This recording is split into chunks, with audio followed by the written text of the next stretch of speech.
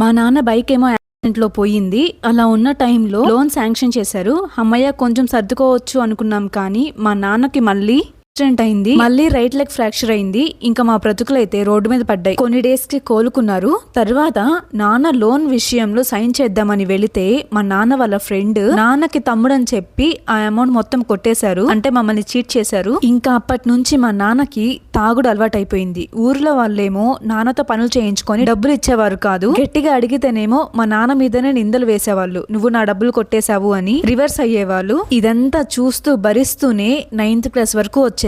9th class లో books కొనడానికి కూడా డబ్బులు లేకపోతే బంగారము అంటే ముక్కు పుడక ఇవన్నీ ఉంటాయి కదా, ఇవి అమ్మేస్తే నాకు బుక్స్ వచ్చాయి. ఇంకా ఇంట్లో స్టీల్ గిన్నెలు తప్ప ఏం లేవు. ఇన్ని బాధలతో లైఫ్ ని లీడ్ చేస్తున్నా కూడా అది చాలదు అన్నట్లు ఒక అబ్బాయి నన్ను ఫాలో అవ్వడము, ఏడిపించడం చేసేవాడు. చాలా దారుణంగా ఉండేది ఈ సిచ్యువేషన్. ఒకవేళ ఇంట్లో చెప్పాలన్నా కానీ ఏం చెప్పాలి, ఎలా చెప్పాలి తెలిసేది కాదు. కనీసం ఆ అబ్బాయి నేమ్ కూడా తెలీదు. ఇలా ఉండగా ఒక రోజు మా బాబాయ్కి మా పిన్నికి చాలా పెద్ద గొడవ జరిగింది.